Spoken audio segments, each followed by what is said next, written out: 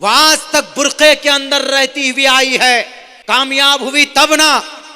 नकाब उसके चेहरे से कभी नहीं गया, और नकाब पहनना ये भारत के संविधान के तहत उसकी आजादी, freedom of conscience. Mister Nitish Kumar साहब और उनके गुर्गे और उनके चेले जितने भी हैं, पता नहीं दिमाग में क्या हो गया है। बैरे कैफ मान सकते, चलो भाई सीएम साहब से गलती हो गई तो माफी मांग लेते, लेकिन अभी तक कोई माफी नहीं। एक बेटी को तकलीफ पहुंचाई, एक बेटी की बेइज्जती की, एक बेटी को दर्द दिया, एक प्रजा को दर्द दिया। और जो बादशाह अपने प्रजा को तकलीफ देता है उसके लिए क्या ऑर्डर है पता? उसके लिए ऑर्डर है, जा नरपति प्रजा दुख दाता, सो नर तुरत नरक महु जाता। जो गार्जियन अपने परिवार को तकलीफ देता है ये सब पर फिट आएगा। गार्जियन पे, मुखिया पे, सरपंच पे, एमएलए पे, पुलिस पे, एसपी डीएम पे, सीएम पे, प्रधानमंत्री पे, राष्ट्रपति पे, यूनाइटेड ऑफ नेशन अक़वाम मुत्तहिदा पे भी, पूरे वर्ल्ड पे, सब पर फिट आएगा। जान नरपति प्रजा दुखदाता, सोनर तुरत नरक महु जाता। यानी प्रजा को तकलीफ नहीं होनी चाहिए। और इस फील्ड में सबसे ज्यादा रियायत अगर किसी ने की है तो मज़हब इस्लाम में। जाहिरी लफ्ज को देखकर उस पर फतवा लगा देते हैं मीडिया वाले। क्या, अरे कुरान में देखिए क्या कहा, उज़िन लिल्लज़ीन युक़ातलून बिअन्नहुम ज़ुलिमू, इजाजत दी गई है लड़ने की कुरान में, लेकिन आगे नहीं देखते किन को इजाजत दी गई।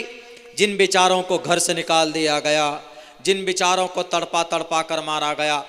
अल्लाह के नबी अलैहिस्सलाम को नबूवत मिलने के 13, 14, 15 साल बाद तब लड़ने की इजाजत दी गई।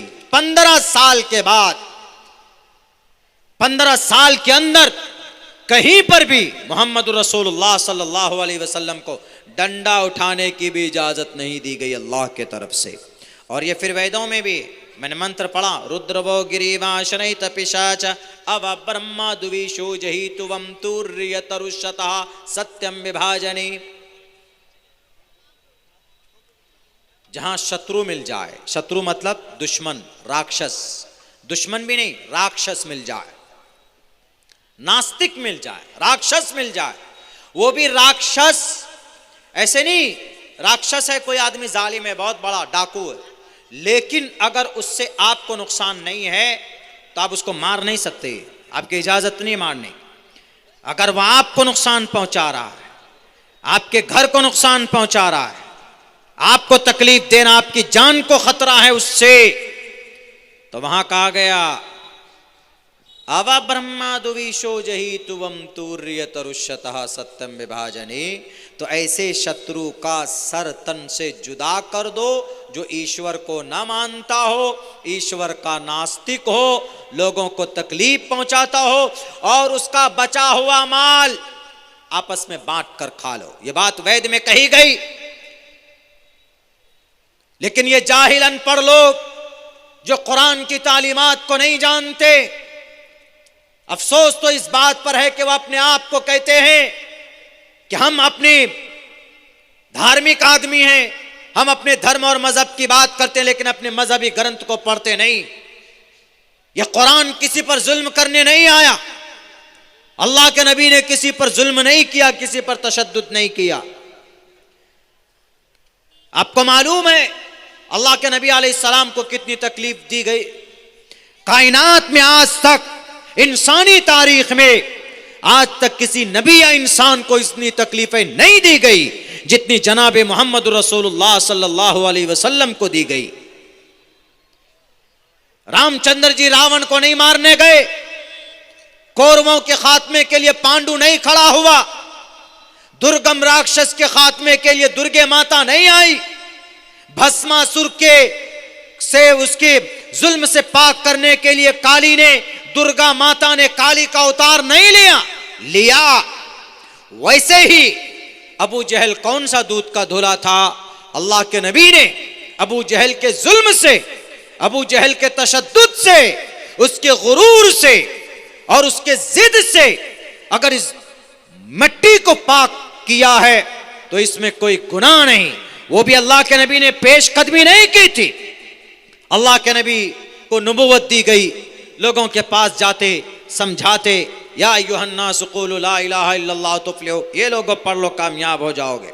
आप अलैहिस्सलाम मक्का में 13 साल तक, कुछ सहाबी थे, हज़रत बिलाल हबशी, उम्मे अम्मारा, हज़रत सुमैया, हज़रत खब्बाब, हज़रत ज़ुबैर, हज़रत अली, हज़रत उस्मान, हज़रत उमर फारूक, जिन्होंने इसको कबूल किया, उन पर कितना जुल्म हुआ। हज़रत खब्बाब को अंगारे जलाए जाते, उस पर लिटा दिया जाता। लिटाने वाला कौन?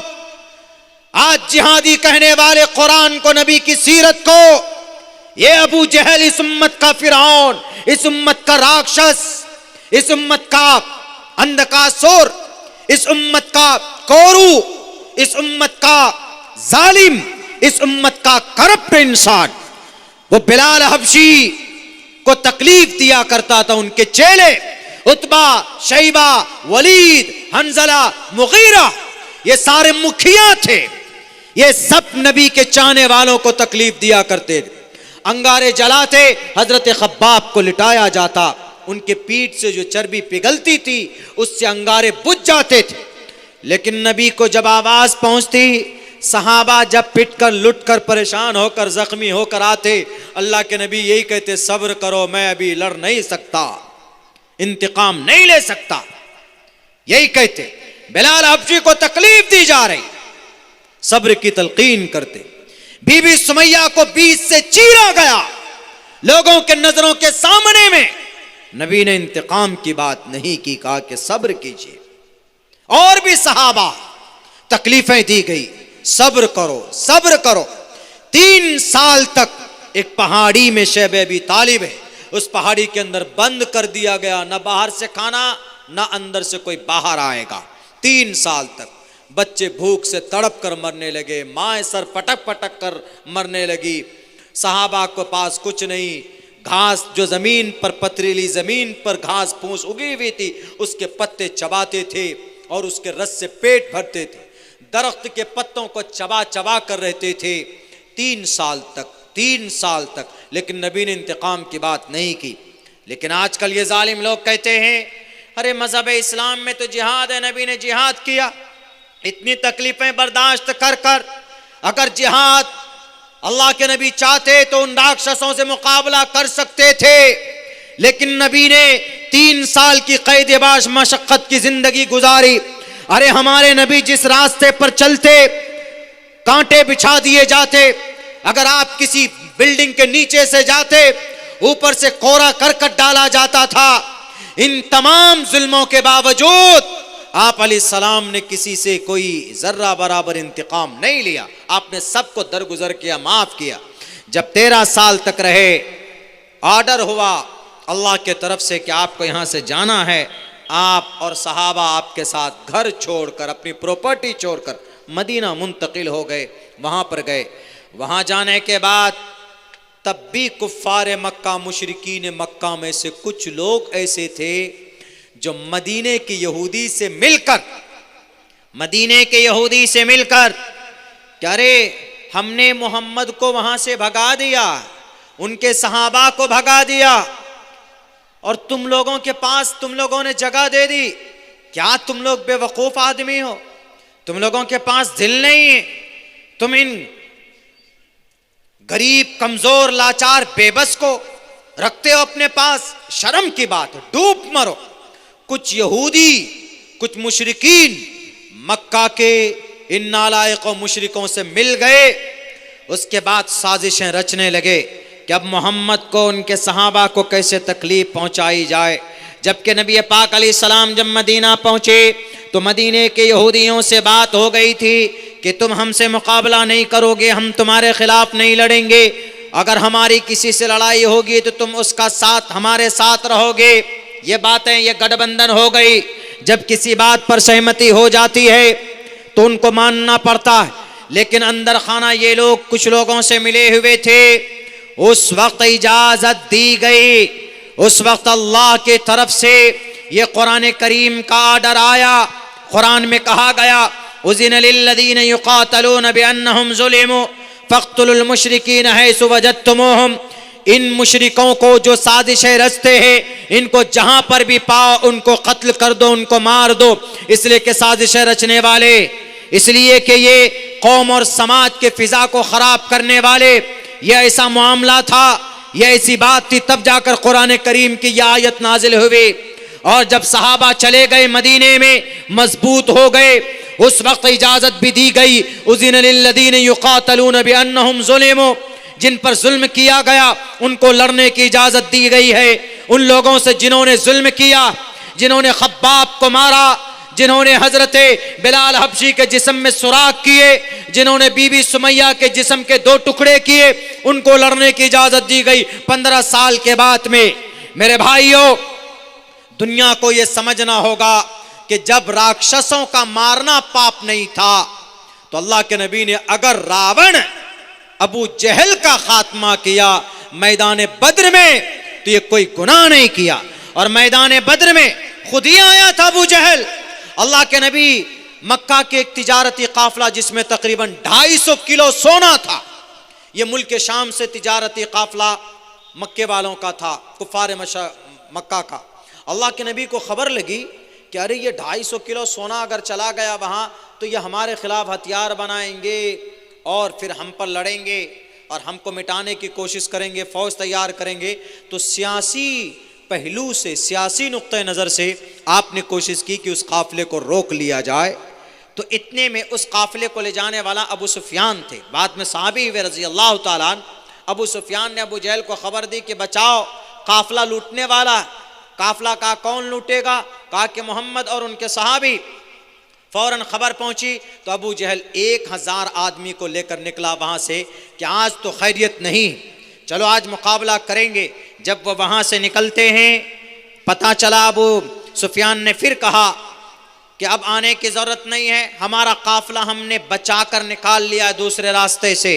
तो कुछ लोगों ने अबू जहल से कहा कि अबू जहल अब जाने की जरूरत ही नहीं, काफिला तो निकल गया बचकर, 250 किलो सोना हमारा बच गया। 1000 ऊंट थे, 250 किलो सोना था, एक बहुत बड़ी दौलत थी उस वक्त में। आज के ज़माने में भी बहुत बड़ी दौलत है। 250 किलो सोना यानी 2.5 क्विंटल सोना। 250 किलो ज़्यादा है, 2.5 क्विंटल नहीं बोलेंगे उसको। 250 किलो सोना में आज कितने करोड़ और कितने अरब मिलियन बिलियन डॉलर हो सकते, पैसे हो सकते, जिसका अंदाज़ा नहीं। तो अबू सुफियान ने कहा अबू जहल से आने की जरूरत नहीं, लेकिन अबू जहल को अपनी ताकत पर नशा, अपनी ताकत पर गुरूर और अपनी ताकत के नशे में चूर। उसने कहा कोई बात नहीं, हमारा काफिला निकला तो क्या हुआ, हम जाएंगे, हम मोहम्मद और उनके चाहने वालों का खात्मा करके वापस आएंगे। शराब, शबाब, कई सारे ऊंट ज़िबा किए जाते, दावतें की जाती, मजे किए जाते कि नहीं खात्मा करना है। मेरे भाइयों, निकला पूरे गुरूर के साथ अपनी ताकत के नशे में चूर होकर कि नहीं किसी को नहीं बख्शा जाएगा। अल्लाह के नबी को खबर मिलती है कि अबू जहल तो आ रहा है। ऐसी सूरत में जब पहुंचा, अल्लाह के नबी के पास ये खबर पहुंची तो आप अलैहिस्सलाम ने जल्दी जल्दी आनन फानन को सहाबा को जमा किया। 313 सहाबी को लेकर मैदान बद्र में पहुंचे। अबू जहल पहले से पहुंच चुका था। वहां पर अबू जहल ने पेश कदमी की। अल्लाह के नबी जंग नहीं चाहते थे, लेकिन अबू जहल ने कहा कि नहीं, हम खात्मा करके आएंगे। अल्लाह के नबी अलैहिस्सलाम पहले कहते, अल्लाह के नबी की हदीस है कि जंग की ख्वाहिश मत करो, जंग का मुतालबा भी मत करो। हाँ, अगर जंग की नौबत आ जाए तो फिर पीठ फेर कर भागो भी मत, मुकाबला करो। उनके नजरों में नजरें डालकर, आंखों में आंखें डालकर उनसे मुकाबला किया जाए। मेरे भाइयों, अल्लाह के नबी ने 313 को लेकर, उनमें से नौजवानों, कुछ नौजवान भी थे। कितनी साल की उम्र थी हजरत मास और मुअव्विस की, जिसने इस उम्मत का फिरौन अबू जहल का खात्मा किया। 13 और 14 साल का नौजवान। आज हमारा 14 साल का नौजवान, 13 साल का नौजवान मोबाइल के अंदर अपनी जिंदगी गुजारता है और बर्बाद करता। 13 और 14 साल का नौजवान अपनी तलवार उठाता है, साहबी से पूछता है कि जरा बताइए इनमें से अबू जहल कौन है, इस उम्मत का फिरौन कौन है। साहबी कहते हैं कि क्या करोगे बेटे, तुम्हारी हाइट कम है। उन्होंने कहा कि कम बखत अल्लाह के नबी को बुरा भला कहता। ये जोश और जुनून मेरे भाइयों, जब इस दर्जे की मोहब्बत हो अल्लाह के नबी से, जब इस दर्जे की नबी पाक अलैहिस्सलातु वस्सलाम के दुश्मनों से दुश्मनी हो, तब जाकर अल्लाह आसमान से जमीन पर फरिश्तों की मदद भेजता। तब ये नौजवान गए, अबू जहल को उछलकर उसकी पिंडली पर तलवार से वार करता है। अबू जहल दर्द की ताब न लाकर गिर जाता है, घोड़े से नीचे गिरता है। बैरकैफ इन दोनों नौजवानों पर हमले किए जाते हैं, इनकी गर्दनें काट दी जाती है। उसके बावजूद भी ये लड़ते रहते। इस उम्मत के फिरौन अबू जहल का खात्मा सबसे पहली जंगे बद्र में की गई। मीडिया वालों, अगर जंगे बद्र में अबू जहल का खात्मा करना पाप है तो फिर श्री कृष्ण जी से पूछो कि कौरवों का खात्मा क्यों किया।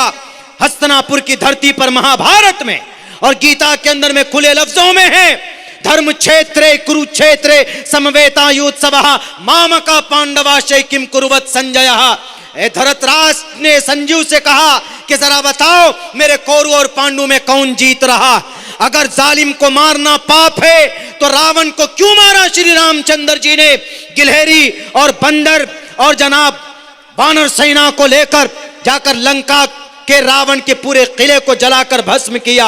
अगर राक्षसों को मारना पाप है तो दुर्गे माता से पूछा जाए कि तुमने दुर्गम राक्षस का वध क्यों किया। लेकिन ये साफ वाजे है, वेदों में है, खुले लफ्जों में है कि रुद्र वो गिरीवा अश्रयत पिशाचा अव ब्रह्मादु विशोजहि तुवम तूर्य तरुष्यतः सत्यम विभाजनी। सत्यता को स्थापित करने के लिए अगर राक्षस सामने आ जाए तो उसका वध करना जरूरी होता है। मेरे भाइयों, मेरे साथियों, ये हैं वो सारी बातें जिसका ताल्लुक शास्त्रों से है, जिसका ताल्लुक, जिस पर एतराज़ है वह हमारा कुरान है। लेकिन हर ज़माने में कुरान पर एतराज़ हुआ है, हमारी शरीयत पर एतराज़ हुआ। लेकिन क्या शरीयत बदल गई? अल्हम्दुलिल्लाह शरीयत नहीं बदली है। आज भी वही 5 वक्त की नमाज फ़र्ज़ है। लोगों ने इतनी पिटिशन और पीआईएल दाखिल किया सुप्रीम कोर्ट, हाई कोर्ट में कि कुरान करीम से ये आयत निकाल दीजिए, कुरान करीम से ये लफ्ज़ निकाल दीजिए। लेकिन निकालने वाले चले गए। कुरान भी, शरीयत भी, हमारी नमाज भी और हमारे शनाख्त भी आज बाकी है। वो अलग बात है कि हमारी शनाख्त से कुछ लोगों को तकलीफ़ होती है।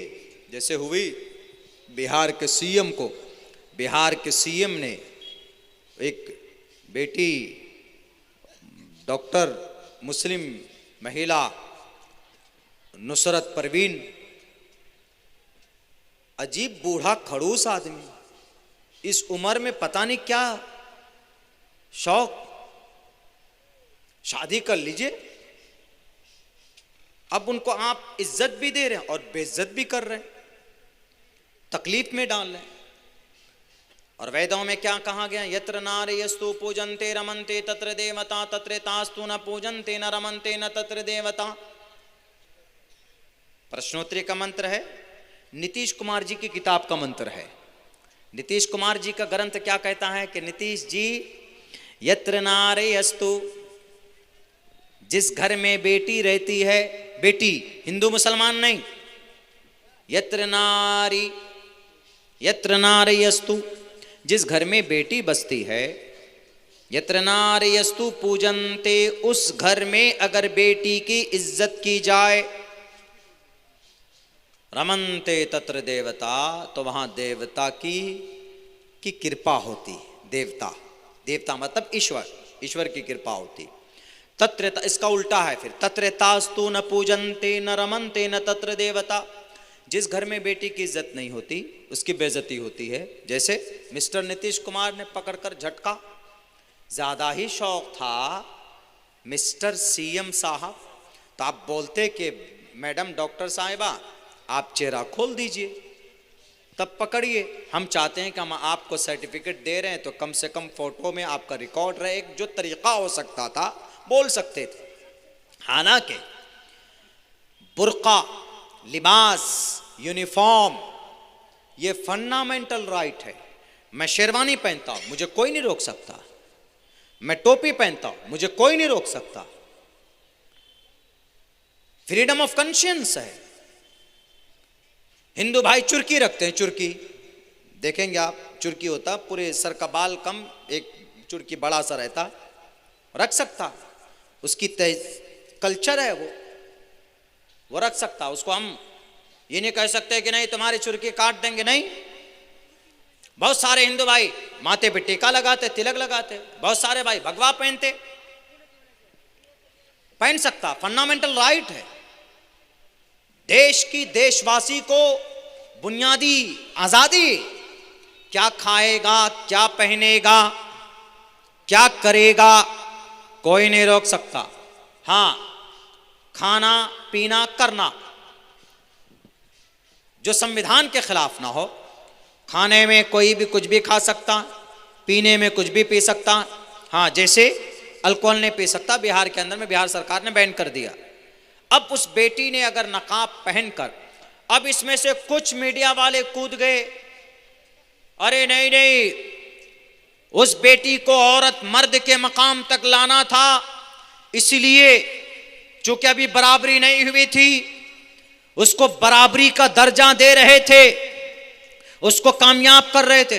अरे वो इतनी कामयाब थी, उसको डॉक्टरी की डिग्री मिल गई, उसको ज्वाइनिंग लेटर दे रहे थे। जब कामयाब हुई तब ना, कामयाब हुई तभी उसको बिहार का सीएम उसको लेटर दे रहे हैं कि बेटी तुम कामयाब हो, अब तुम फला तारीख से ज्वाइनिंग करो बीएमसी पटना सदर के अंदर, पटना सदर हॉस्पिटल में।